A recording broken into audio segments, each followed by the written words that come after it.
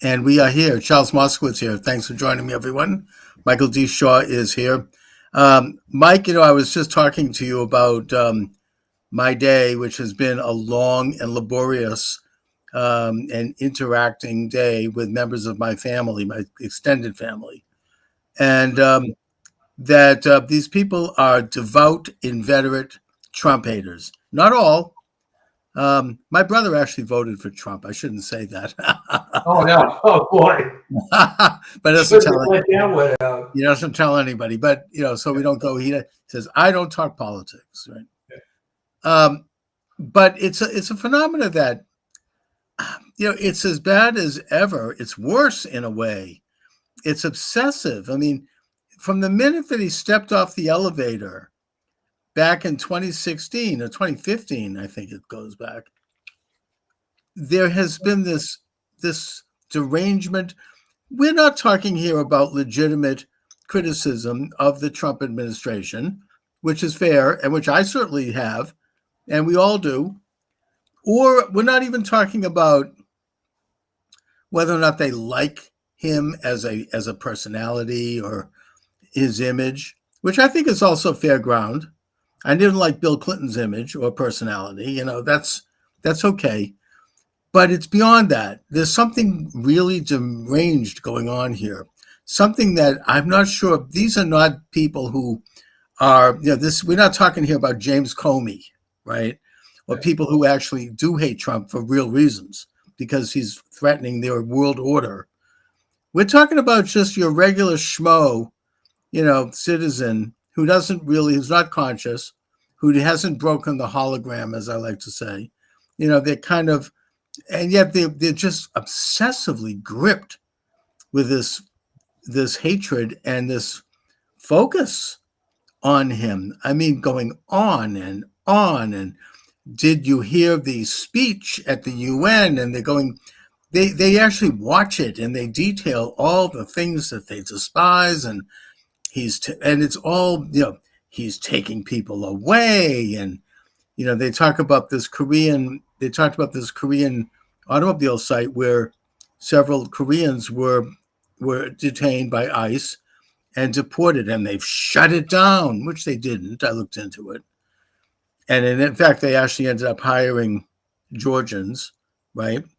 But this thing is, it's something that I kind of thought that maybe the second time around it would break, but it hasn't. It's No, well, worse. it got worse the second time around. But Yeah. I think there's a lot of factors here. All right. One is that, and we keep going back to this, but it applies, this model UN good student scenario, right? Where your worldview was shaped when you were in junior high and everything was liberal and that was the way you looked at the world. And that was that. And of course, with that was the fact that everyone who was president before had some political resume of some kind. I mean, you could say Eisenhower was the exception, but he had a war background. I think that was overblown, but that's a topic for another day. But Trump came out of business, and of course, liberals have this love-hate relationship with business, right? They hate capitalism, but they love money. So it's this horrible dichotomy that they have.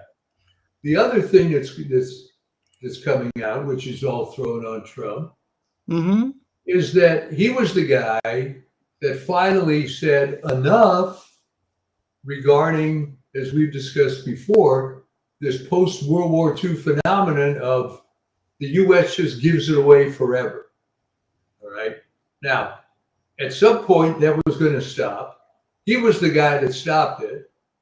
And there were a lot of special interests in place that were living off the fat of the land for generations based on that. Then there's the aspect of healthcare. Hmm. when people let themselves get brainwashed. And, we talk about inductive reasoning many times on this show. Yes. Inductive reasoning would have you look around and say, hey, you know what? We spend a lot of money on healthcare and we're sicker than ever. The only thing you can point to is, interventions. And I had one myself, like a heart bypass. God bless. But in terms of chronic disease, in terms of more kids with autism, we're doing very poorly. But now for you to rise up against that and the way COVID was handled, and that all just goes under Trump. It's all Trump. To the point that, I don't know if you saw these videos, it's incredible. X number of pregnant women OD'd on Tylenol. Oh my! And one woman There's is been now some, she's there's like been on the some respirator. fatalities Yeah. based on liver damage because they hate Trump so much, they're willing to sacrifice themselves and apparently their baby is psychotic. All right. Mm. So, It's very strange. I mean, it just also reminds me of people who went out and got extra COVID jabs. You know, yeah. and they're like, and I remember, and they not to get into it, but they did tend to be younger women. And one of them was like, "I don't care if I die. I'm doing this. This is. I'm not going to be told it's bad. Or just it's insane. It's obviously, such a well. This is what I mean. I mean, it's not just legitimate criticism of policies here. And I mean, this is the same phenomena with liberals anyway. I mean, they certainly hated Nixon back in the day. They hated Reagan, and with a certain degree of derangement, they even hated the Bushes. Probably hated Eisenhower. I'm not old enough to remember it, but But here's the difference. In the case of Eisenhower, the Bushes and Reagan, they never talked back. They but just took it and as it didn't attrition. have quite this level of vehemence that Yeah. people are contorting their entire life. I mean, we're talking about people who are obsessed to the point where I've not seen that before. It's as you say, they take an extra dose of Tylenol, and it's a complete disconnect because the things that RFK is talking about are things that were championed for decades by the left, and that a lot of these people were on board with. This was like the big pharma. I remember my late parents-in-law who was to the left of Stalin. I mean, constantly conspiracy theories about corporate interests, corporations. They're not going to turn on their light bulb because it helps GE. I'm like, well, fine, sit in the dark, you be my guest. But, in a sense, when I look back on it, they were right in the way that a broken clock is right twice a day. Yeah, corporate interests, like as in big pharma, as in, hiding, the buying up the CDC and then hiding data around the COVID vaccine, indicating that connecting heart disease and other things. I mean, yeah. Well, by the way, Chuck, the latest thing that's come out on that, sorry to interrupt, the latest thing is there is absolute proof now that the jabs were contaminated such that foreign DNA has been introduced. And there's data up to wazoo about that. So this has been an unmitigated disaster. But again, it all goes under the banner of Trump because he's the first one that talked back. I mean, I remember having a conversation. It was at some Republican event a million years ago. John Sununu was there. And I asked him flat out, I said, why do you guys take all this crap from the media? Oh, no, we can't talk back because that's not, in essence, cricket. You have to be a punching bag. Well, Trump broke the mold. He did. And they get more and more upset about this. And they become just psychotic. The reason it seems to affect women more, I believe, is that it's all wrapped up with this feminism nonsense. Uh, we have to get more abortions, and we have to show our freedom by going nuts somehow. Um, it has gotten to the point that it's ludicrous. I may send you this article. I've never, and this is the first one I've seen like this. And I saw in the LA Times. I nearly choked on my breakfast. Okay, they're talking about some non-binary individual who appears to be a woman. Mm-hmm. So it's a long article on this person, and they're using the they them pronouns within it to the point that it's incoherent now. And they said this themselves, talking about the one person, and the headline referred to them. And I'm wondering, like, what does this mean, until I decoded it into realizing that this was using these pronouns in a way that defied language. I mean, it broke communication just to be woke and politically correct. And my good friend, the late Vin Lewis, Catholic apologist, reminds me Mm-hmm. that if you destroy communication, it's a mortal sin, because it's a gift from God. You're destroying communication itself by destroying the use of words. Oh, And I mean, yeah. I mean, I remember the late Dr. Samuel Blumenfeld talked about this, in that he noted that the very first thing that happened in the Bible was that Adam spoke, that he used language to identify and name all of the creatures in the world. He gave animals, plants, everything got a name. And that it was at that moment that he became a human being. It was at that moment that he, became like an image of God. He separated himself from the animal kingdom. right, And the use of language and the ability to identify reality, to give expression, both in a it's an abstract means of describing the universe and storing knowledge and measuring time. It is a means by which we can then imagine and invent and think and reason and use logic, use deductive reasoning. I mean, it's all of those things that make the human being sui generis. It makes us in God's image. And that, yeah, there's always been a war against it, an attempt to blur it, attempt to change meanings deliberately. I think a lot of this was introduced, quite frankly, by the modern communist movement. I'm studying the French Revolution. When they had the Jacobin coup d'etat against the French Revolution, which was a genuinely progressive movement. I mean, they wanted to be more like the United States. They wanted to develop, real genuine reforms. The first thing that the coup d'etat did, besides starting the guillotine tens of thousands of people and priests and intelligentsia and anybody that stood in their way, was that they changed language. They changed the names of the months, the names of the days. They changed the calendar. Everything, everything became renamed. They took on names themselves.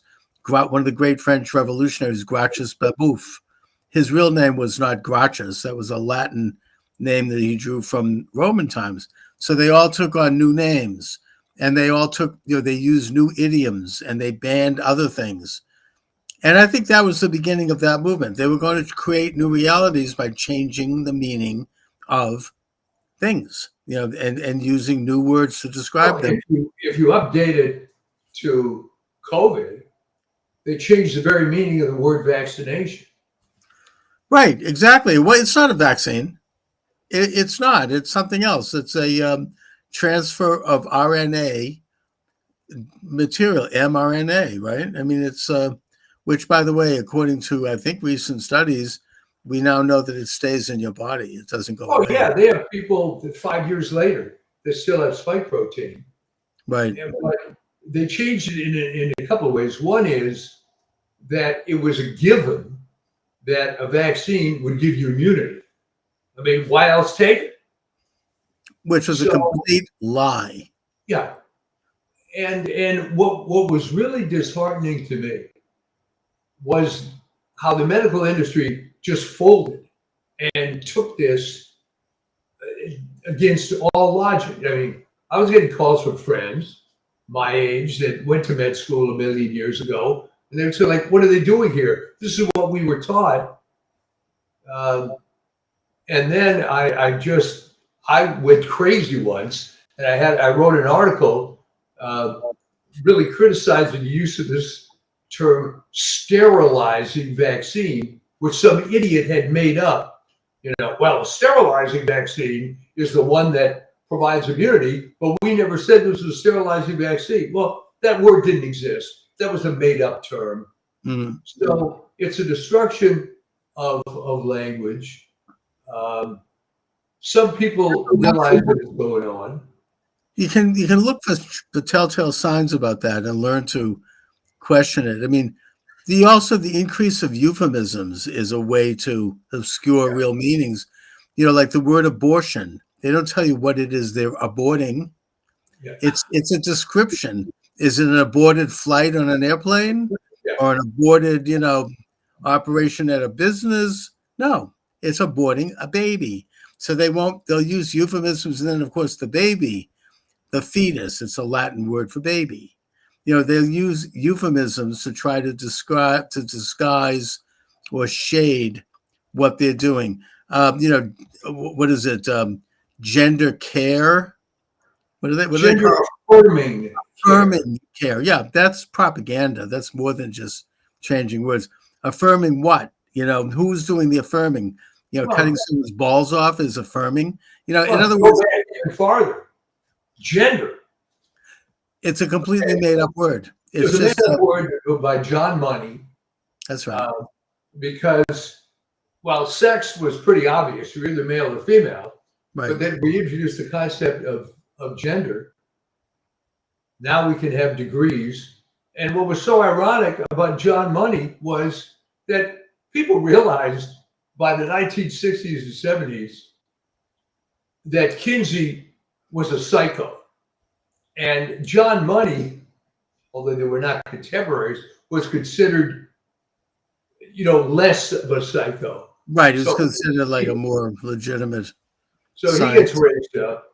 And, but the problem is people fall for this stuff.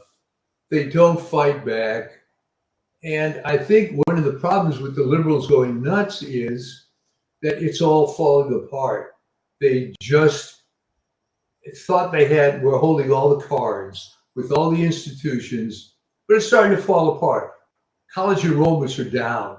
In fact, my son has some inside track on this stuff, and he said they could see the writing on the wall. They know that their day in the sun is over. It's fading because, that student loans and everybody had to go to college and blah, blah, blah. Enrollments are down. It's, as Charlie Kirk said, a scam. And so Right. every institution that they were a hold of is starting to crumble. And It is, and they're doubling down by now. You mentioned Charlie Kirk. I mean, they're killing everyone now. Yeah. If you go out and it so happens, not necessarily coincidentally, that the moment that he was murdered, he was talking about the transgender thing. And if you question, it's like, it's if you question the way they change the meaning of things, you're setting yourself up for being attacked.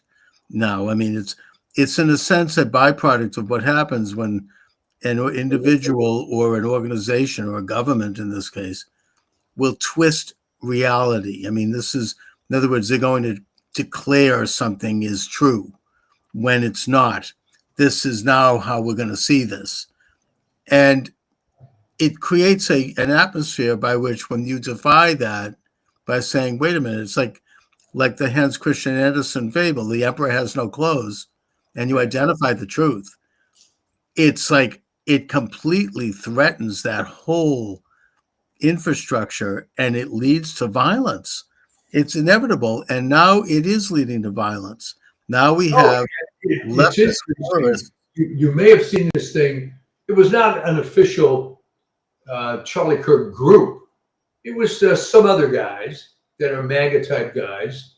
They were interviewed by Jason Whitlock, and they were at Tennessee State University, which is not, by the way, a historically black college or university. There's Mhm. another designation, a predominantly black college or university. Anyway, they go there, they set up a table, they get physically attacked by a mob, right? So they're escorted off by security, which is bad enough.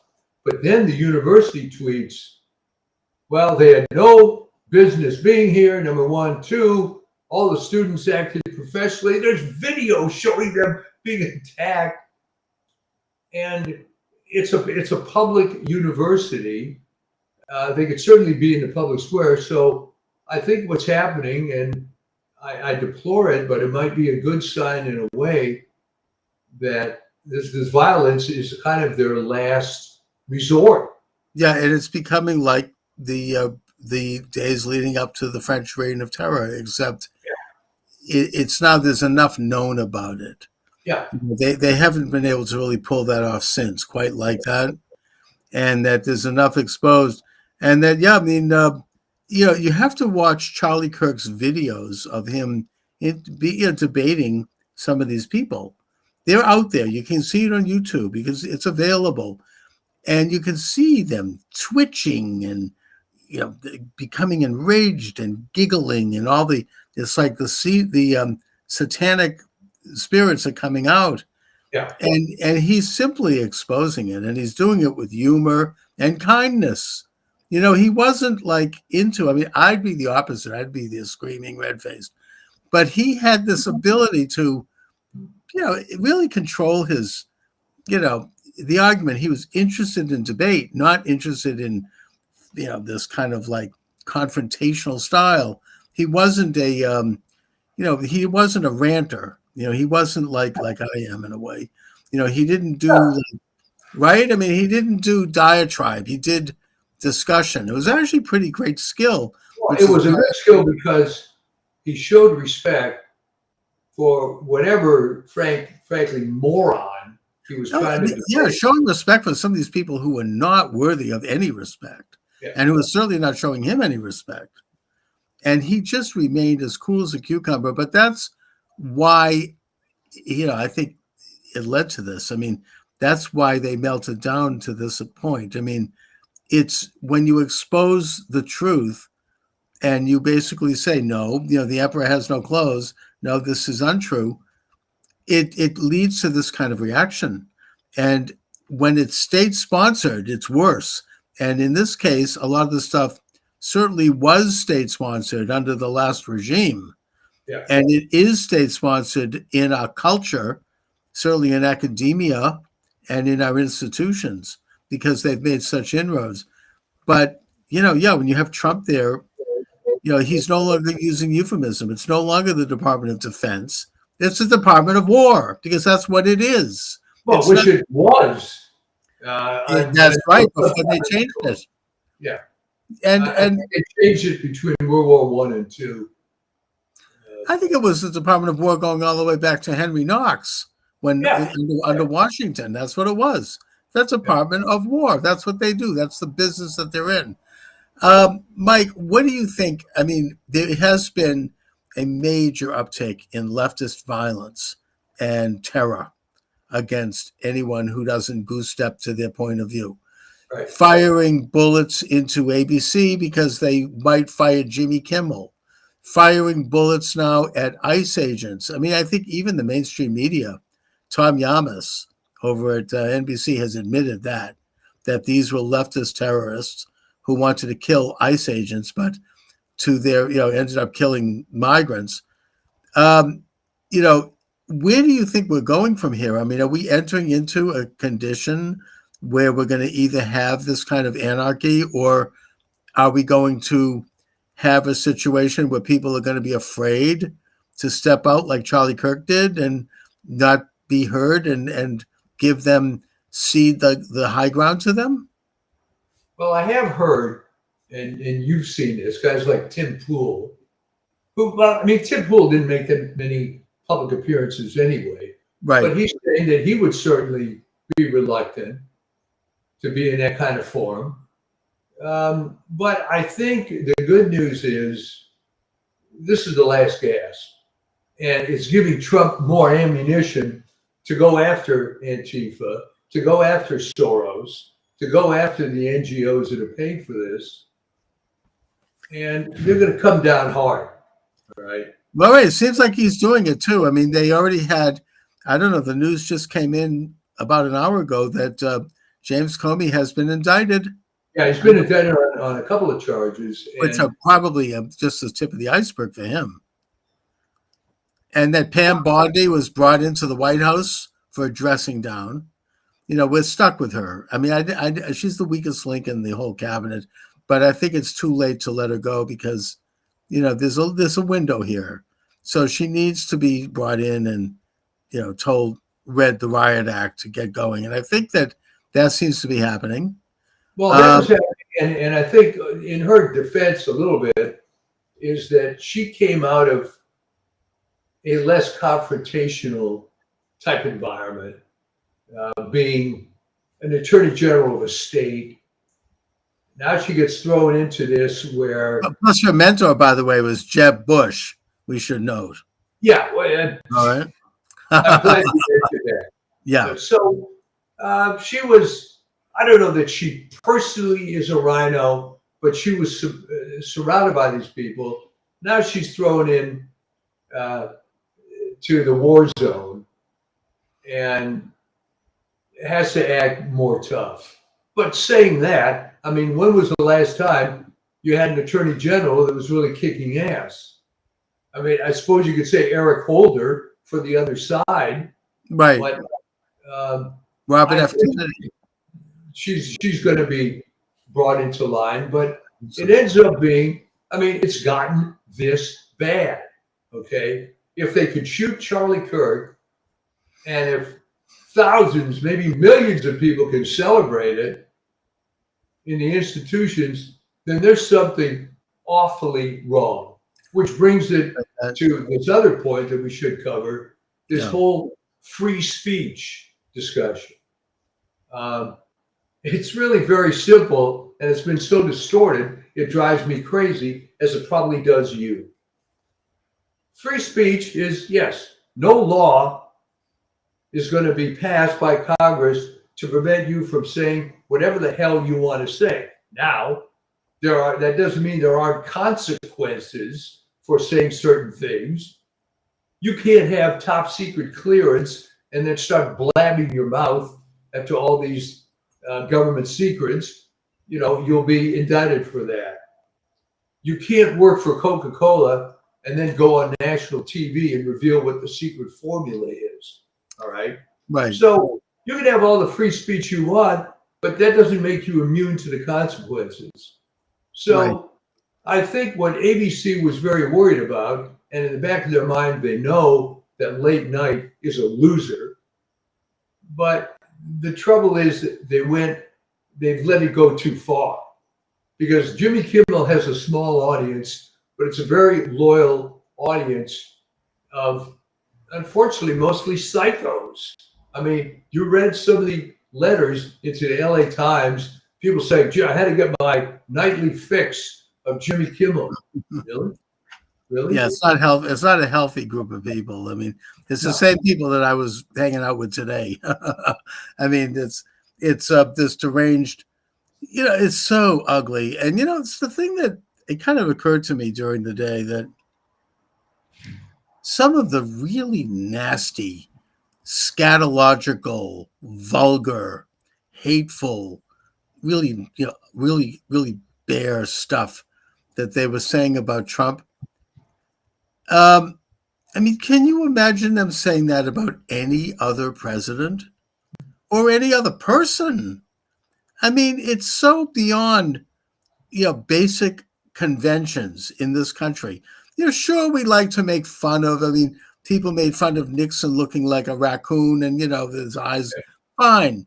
But this is beyond, it kind of crosses like a kind of an invisible line. I mean, you have to show, in order for us to have a reasonably coherent society, we have to show at least some level of decency and respect for people who are serving in office. Even if they're crooks or they're awful people, you still don't get this kind of granular and this kind of like, Well, it's like, again, the reason is that he's the first president who, as I keep saying, talked back.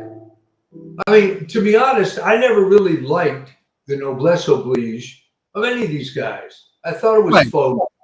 right. I thought it was stupid, but it was what was expected of them by some sort of diplomatic convention or whatever it happened to be. So now Trump has raised the temperature, and that's fine. Okay, if he comes out and says flat out, and by the way, he's completely right, that the climate thing is a total scam, which it is. Yeah. This is striking right at the heart of corrupt academia. Corrupt and international corruption. I mean, that goes back, the whole thing is based on computer imaging and projections. There's no evidence of it at all. But he also got into an issue that really, at the UN speech, that is extraordinary. It's something that, I mean, I've been studying this all my adult life. I mean, people like Sam Blumenfeld, he must be like in heaven cheering that he is right. I mean, that he is really calling out the internationalist globalist order. He is really saying to these globalists in that room, put the interests of your own country first, just like we're doing here. Only then can you help other people. You don't want to, rather than this insane, irrational policy of turning your country into some kind of a cat's paw for some social experiment, like letting tens of millions of Muslims from North Africa and the Middle East go into Europe, in a complete invasion. It doesn't make any sense. Or other crazy policies. I mean, you could talk about transhumanism, all of it. You ask yourself, you're elected or you become the leader of a country. What is the best interest of my people first and Well, that's foremost? great. So far from that for so long. And now you wonder in the UK if all this wasn't done on purpose, because now they've introduced the digital ID as being mandatory for all working adults, which they claim, of course, is going to be the antidote against all the migrant crap. But if that's the case, why did you bring that in the first place? Well, that's been the dream. This is the big agenda of the World Economic Forum and Klaus Schwab, and this is what they were about to do with COVID, even though COVID itself at that point was pretty much over, and until the Canadian truckers stepped up. That's And right. now they're trying it another way. They do it in communist China. It's it's part of this globalistic scene. I think that in Great Britain, Nigel Farage apparently is doing very well. He's been at it for decades. The UKIP party, I think it's called, where which is bringing back sanity. And by the way, Nigel Farage, very much like a lot of us MAGA people, he had his bank account shut down because he said something that was not. Oh, yeah. And he's a leader of a political party. He's never done a crime or he's never done anything in his life. And so he knows the score here. He knows how this can happen, how electronic tyranny can be enacted. And so there are movements now that indicate that people in Europe are becoming aware of it. I just hope it's not too late. That this insanity is not going to fly. I think that this is part of the MAGA movement all over the world. It is a worldwide movement. It's something that is bigger than Trump. I think that President Trump, and God forbid, I hope it is not true, but I do think that they're going to take him out. Um, the business of the escalator stopping when the minute he stepped on it at the UN, that looked like a rehearsal for an assassination to me. I mean, the teleprompter stopping. There's a problem with the helicopter. It has to land earlier. There's a problem with this. There's a problem with that. All I can say is that the assassination of Charlie Kirk awakened the movement. And if there's violence against Trump, they don't know what they've unleashed.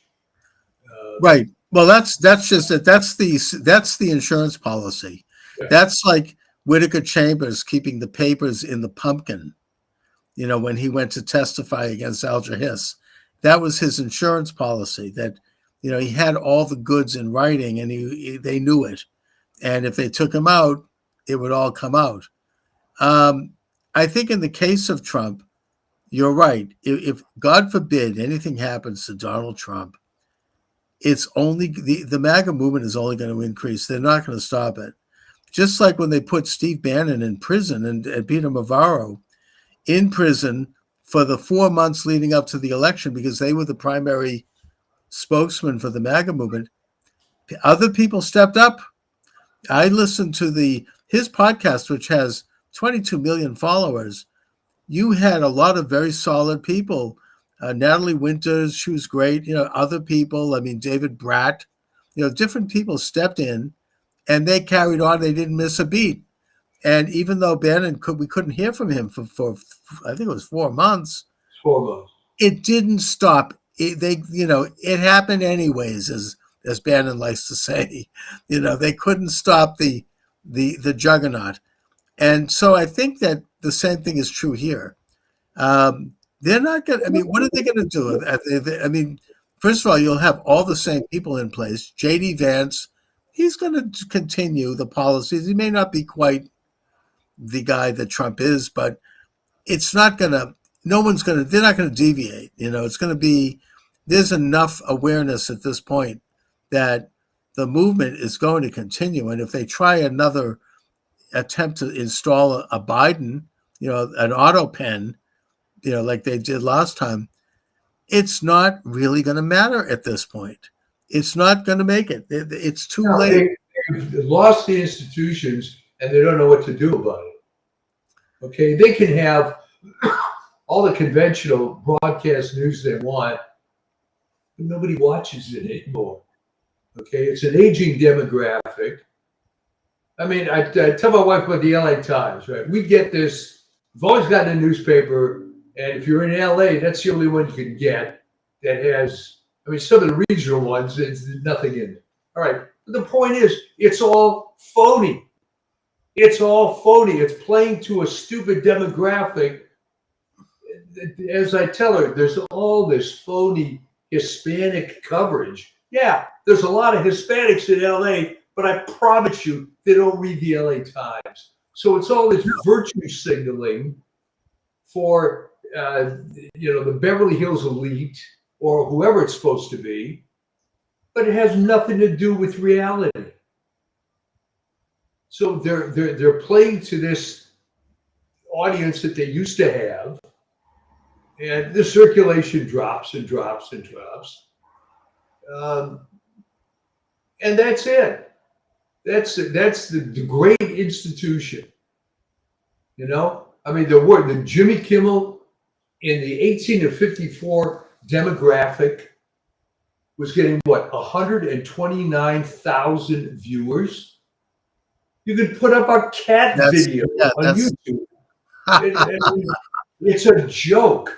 Okay, so now they're shrieking about how suddenly his ratings are going through the roof, only because people want to see whether or not he has any. Yeah, for a few days. Yeah, exactly. It's like a little bump because they want to see if he shows, instead of he's up there blubbering like a baby. Does he have any shred of remorse, any shred of awareness about what he's done? No. It's the Well, same. there's a whole history of how this fell apart.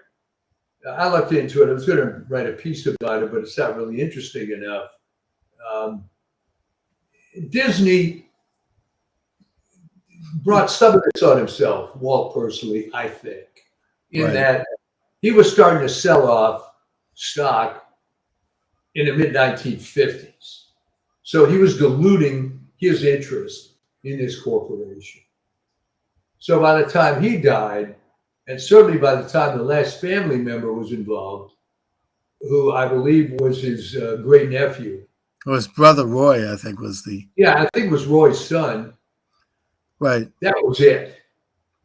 So they bring in Eisner, and they got the growth, but at great, great cost. Eisner brings in Bob Iger. It goes a whole other direction. Um, and, maybe it wasn't possible to keep it as a family company. But if you look at the alternative, I'm not sure Walt would be happy with the way it is now.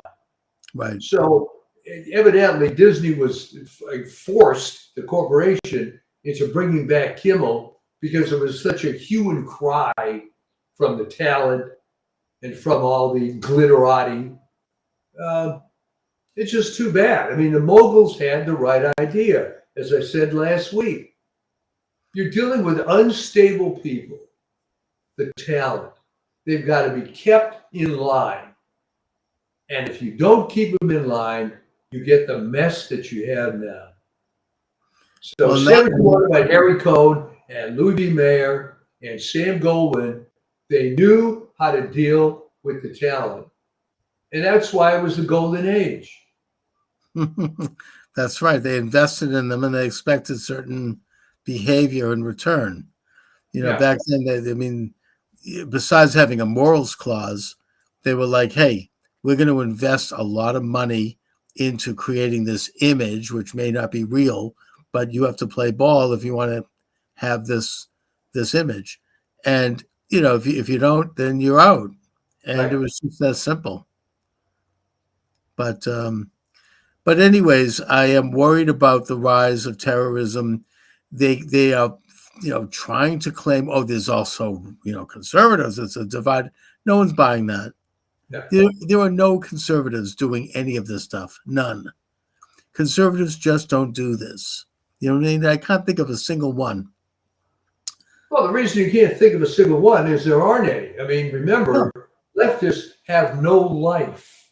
Okay? They're either leftists or they're products of the left-wing society. They're mixed up students who have been If you brainwashed. look at these students that were caught up in this this anti-ICE thing, Right. the whole list of these people, what normal person would devote their life to these causes? It was like the old Sudanese Liberation Army in the 60s.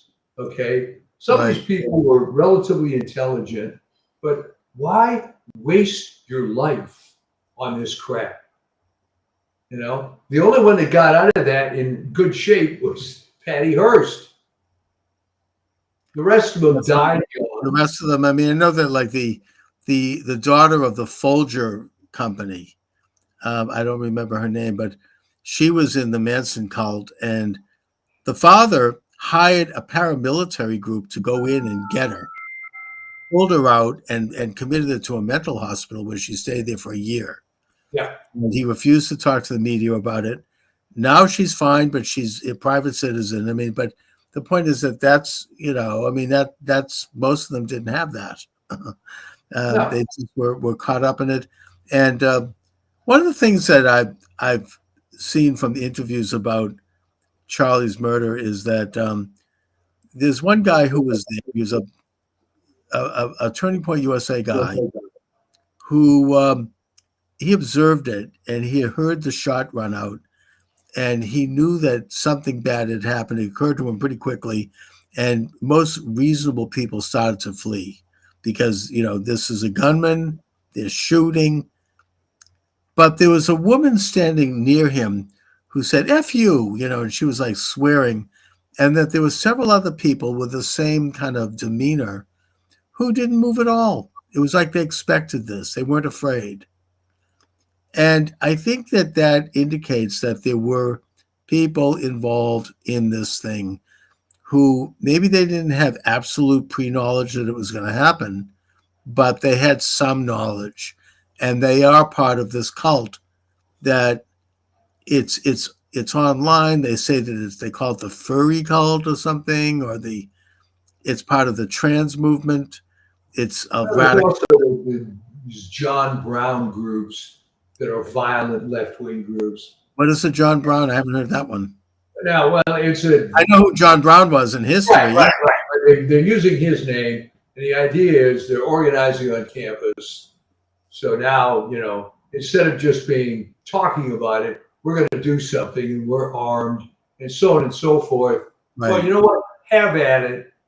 You're going to get crushed. And also there's the kafir crowd, the people, from the river to the sea that were agitating against the state of Israel even before the October 6th terrorists weren't even done yet. Yeah. And they were already starting. It's very similar to the Jacobins in Paris. I know I'm drawing that parallel because I'm studying that right now, in that it's not an organic movement. It is a top-down, financed, and controlled movement of activists who are going around and brainwashing people one at a time and bringing them into this thing. It's not new. It's been around since the communist movement's been around, or the Nazi movement. And at this point, that's what it is. George Soros is involved. The big money is involved. The Tide Foundation. Some of these huge. Well, they're also looking into Reid Hoffman from that. Reid Hoffman, this woman who is the heiress of the Walmart fortune, financed the No King movement and rallies. You have a lot of these high wealth people who are deeply involved in this for reasons that we don't have time today to get into, but it's an interesting subject. But the point is that they have these automatons that they basically, in some cases, outright hire. In other cases, they just have propaganda, and they're going around and they're forming cells. Alan Dershowitz predicted this when the Kafir movement started right after Israel was attacked by a genocidal force. And that is that he said, look, if we do nothing now and we allow this to happen on college campuses, it is going to lead to terrorism. Eventually, it may take a year or two, but eventually it's going to lead to the kind of terrorism that exists in Europe, it exists in Israel, it exists in Arab countries, where you have people who are going to start killing you. And it's that simple. We are getting to that. He was absolutely right. And so, going forward, here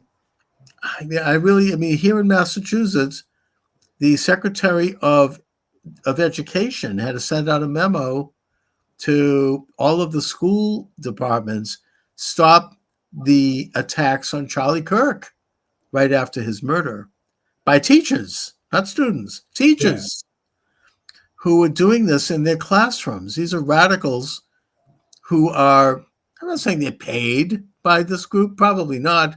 They were probably brainwashed when they were kids themselves, and they worked through the rat line of the education department to get their jobs. Right? Which Sam Blumenfeld, I hear his voice.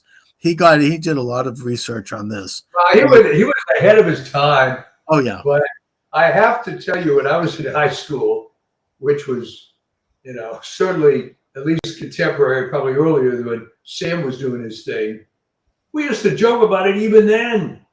We look at the quality of the teachers, and some were good, most weren't. Right. And the joke was, well, what else are you going to do with a 2.0 from Chico State? And that was it. So I remember hearing this my wife was a teacher at Fairfax County, Virginia for many years. But I remember when I had my first business in LA, and I got involved with a vendor, and she would talk to me about this or that.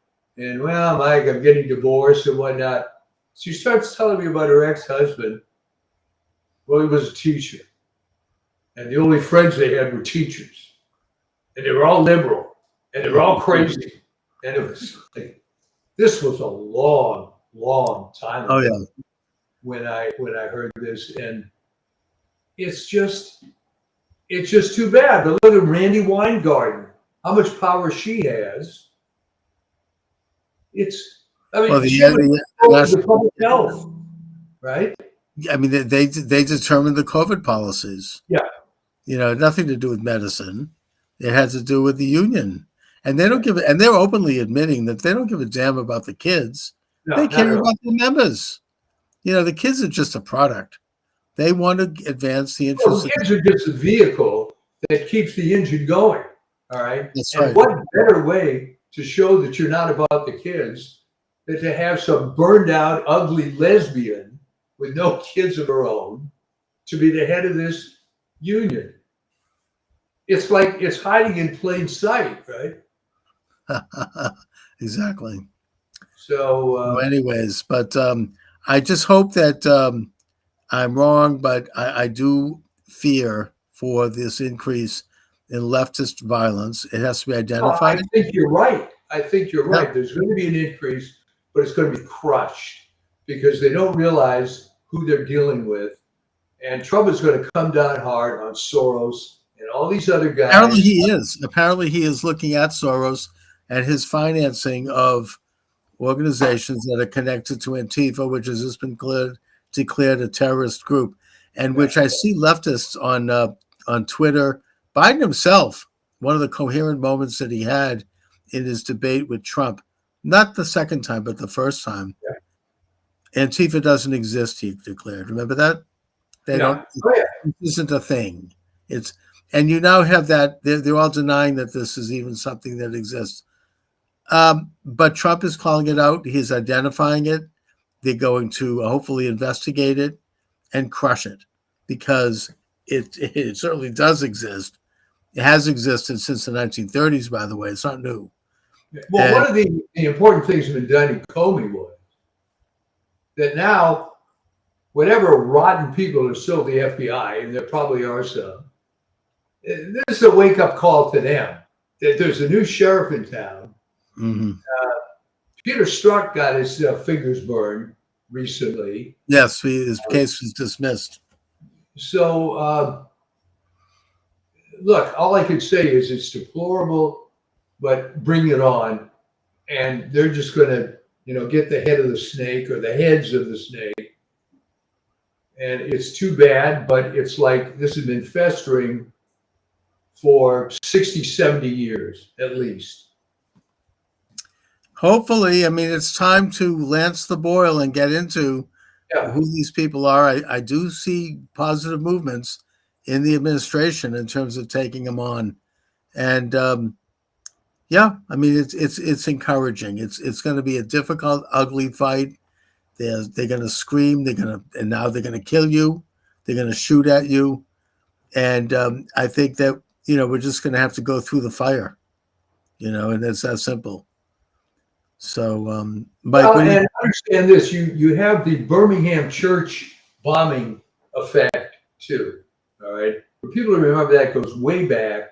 Yeah, when the real radical aspects of the anti-integration movement put this bomb in a church. In fairness, I don't think they intended to kill these kids, but they did. I think there were 3 little girls that got blown up. Mm-hmm. And that was a wake-up call against, what? This has gone way too far. And at that point, the resistance against the civil rights movement went down to zero. It collapsed. Yeah. And that might be the moment we're looking at now. Yeah. So I think that's a great analogy. It's one of those kind of hinges of history where something happens that creates like a pivot. And I think that is where we are now. I think that Charlie Kirk's death represents that. And that now we do look at it in that way. And they can't spin it, they can't try to deny it. And when they do, they're getting slapped, right? They're getting slapped on debt when Abby Phillip, who's actually probably the dumbest commentator Oh, I know. on She seems network very, TV, very is, well, we really should talk about both sides. And she was even attacked by Democrats. Oh, it's just such an old narrative. It's like who sent that marching order? It doesn't work, and it's not flying. So yes, that's well, she's getting someone's talking into her ear. She doesn't have a brain in her head, and that's fine. I get it, right. but it's not working anymore. No, And I'm sorry, we're going to have to go through some tough times. And I believe that, you said you were having some trouble before talking to relatives or whatever. I think they're going to get even more upset when they they start seem to coming be. down hard on Soros and company. Well, he's a private citizen and he can do what he wants. Yeah, if you're a private citizen and you're financing violent groups, then you're going to get squashed. Yeah, and they have the nerve to tell me that Trump is censoring his opponents. We can't criticize him. When did I have my YouTube channel taken down? I think it was right around the same time Trump's Twitter account was shut down, and that Parler was canceled, and all these medias that were coming up competing. By the way, I read. I don't know if this is absolutely true, but I mean, I read it in the Gateway Pundit. I heard it discussed by a commentator on the Bannon show that apparently, and I don't know if I really believe it, Google and YouTube has now decided that they're going to restore accounts that were involved with criticizing the 2020 election and COVID and other things that now have been pretty much admitted to. It's been admitted that they were right. And so I'm actually wondering if they're going to restore my account. I've actually sent in some inquiries about this, very polite inquiries, I may add. I'm like, my account was canceled on these dates around this time because I discussed issues. And at that time, I wasn't aware that these were forbidden. Yeah. Not entirely true. I did know, but, I kind of knew. You couldn't totally tell. But now that it's been this ban has been lifted, can I get my account back? We'll see what happens. I'm not holding my breath, but I think that they sense which way the wind's blowing. They don't want to be completely identified with this totalitarian nonsense. They're claiming that it was the Biden administration that forced them to do this. I don't know that they. Well, it really started happening before Biden. I mean, I think it happened. The real thing was launched around 2018 or 2019. The real censorship regime. It was in advance of the election. I mean, talk about election interference. Thousands of accounts were shut down that really were not, doing anything remotely like something that violates community standards. And mine was one of them. I'm thinking maybe I might even, if they don't restore it, maybe I could file a lawsuit. I mean, I couldn't, I don't think I'd lose. Maybe I might end up getting. Again, I think they're trying to react to the way they see things headed. And let's see if they actually restore everybody. They're talking about it. Well, that's what I think. I don't know if I believe it. I don't know if that's, maybe they might do a few token. I had well over 1,500, if not 2,000 blogs taken down on Blogger, which is part of Google, because my Google account was restricted. And then right after that, I had YouTube taken down, where I had probably pretty close to 500 videos completely taken down. Now, this happened because they started to investigate. Once I came to their attention, they started to go into my archive and look for things. Now, he said this, he said that. And at the time, I was criticized by a regular guest of mine at that time, David. I don't know if you remember him. Yeah. Okay. Is he still around? Yeah, he's still around. I'm not on speaking terms. But he's like, I should have I should have gone through my accounts, all of my videos, and figured out which ones are going to be banned and put a private status. Yeah. But it would have been impossible for me to know because I really didn't have any guidelines. I can't know exactly what it is that's being said that's banned. And I found the whole idea of having to do that so depressing, to go through 500 of my own videos to find out which ones I can save, that I just said to hell with it. I'm not going to worry about it. And it was banned. And it wasn't even, at that point, I didn't even do any more videos and it was still banned because they were going through my archives. I don't know if I have a lawsuit. It could be interesting if I did. What are they going to do? Bring out, oh, he said this and that's. They actually accused me of anti-Semitism because of a show I did with David. We're both Jewish. We're both talking about Jewish issues. Somehow there's some, I think that the way he explained it to me, and I think it's true, is it wasn't even necessarily something I said. It was more the algorithm was set in a way that certain words would be flagged. And if they heard these words more than a certain numbers of times, you would go on this, you'd be enter into this screen. It's not like somebody was sitting there listening to me. It wasn't, that's not how it worked. It was very mechanical. In a way, it's sort of a precursor to what artificial intelligence can do. So, I mean, I'm wondering if I actually challenge this. Well, I think you should follow diligently if they're really restoring people, how they responded Right. to your inquiry. Of course, the other side of this that people don't talk about is that given the censorship regime, there are people that kowtow to their advantage. Like Philip DeFranco was a pretty large creator at the beginning. Yeah, I remember him. Remember, at the beginning, he had like 3 or 4 million subs, which was a lot at the beginning. Yeah. Kind of an interesting show, but then he became more and more and more liberal and pro-regime and so on to try to kowtow favor, and became frankly a joke. I mean, you could predict what he was going to do. So we'll see what happens with that. In the meantime, it's, as I said last week, it's not as much fun when the rabbit shoots back, and it's waking up the resistance on the left, and they're going to go pretty nuts because they always go nuts. I mean, they always go nuts. But what again worries me is how deeply entrenched they are in our establishment, going all the way back, certainly to Wilson. They're not going away so quickly. No, they're not going away quickly. But understand. It wasn't enough for Leon Trotsky to move to Mexico. They had to come and kill him anyway.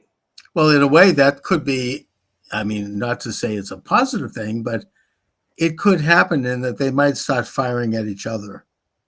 They might take out each other. There's some inklings of this. I mean, they certainly are already shoving Biden under the bus, right? I mean, right. Instantaneously, yeah. So they might start to react.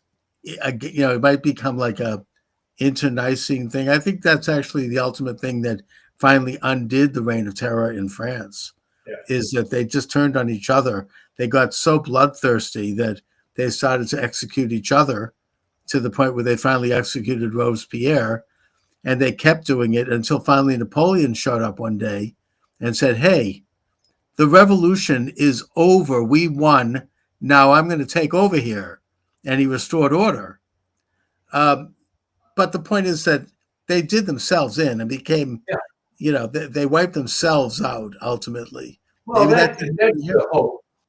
On the nonviolent side, they keep trying to put up people like AOC and Jasmine Crockett as being the new leaders. That's not going to go anywhere. Awful, yeah. I mean, both of those women are idiots, Oh, and it's it's so all going to fall apart for them. they don't have And, anyone in the stable. yeah. And Newsom, I think, is a bomb. I just don't think that he makes Oh, it. he's awful. It's just bad, and he's like making these inane threats, and it's just I don't get how California could tolerate it, but whatever. It's an interesting subject for another day. California politics. Maybe we could Well, we the could way to understand it is that it's very corrupt. There's massive voter fraud, right. That's how and they roll. I mean, they're already, and that. By the way, I want to do some interviews on that because that train is moving on as well. I mean, Michigan now you have this guy Yehuda Miller. I don't know if you read about him. He was a liberal, election guy who was red pilled during the 2020 election when he was in Michigan and he saw what was going on in Detroit. He then completely devoted himself over these past years to uncovering the voter fraud that he saw. And he became convinced that the election had been stolen. He's not some right winger either. no, And so he did a subpoena, he did a FOIA request to get all of the data out of Detroit, where you had, remember the white van that showed up at 3 o'clock in the morning in the basement of the DCE Center, and the ballots were all taken out. He has them.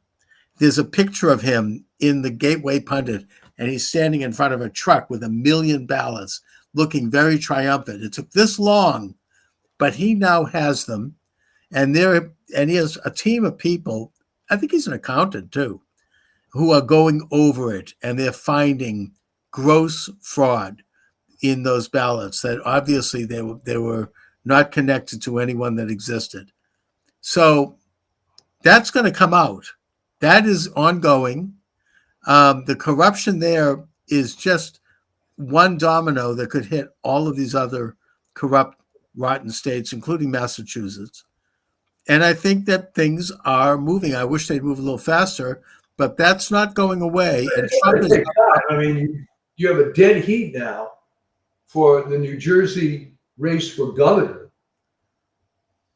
Yeah. I mean, it's been a Democratic governor in New Jersey. Well, I mean, Chris Christie being the exception. Yeah, right. He was a big Republican, but so things are changing. We'll see. That would be wonderful. And I think that the Kirk assassination, as horrible as it is, and there's nothing good about it, nevertheless, from a political standpoint, it's damaging for the Democratic Party. And the response to it is more damaging for them.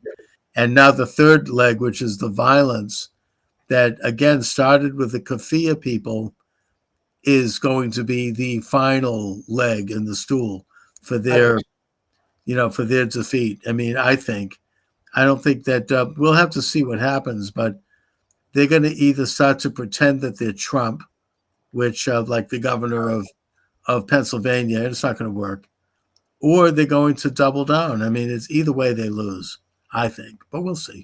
Good. So we'll have to reconvene. And yes. And we'll talk next week. Until next time.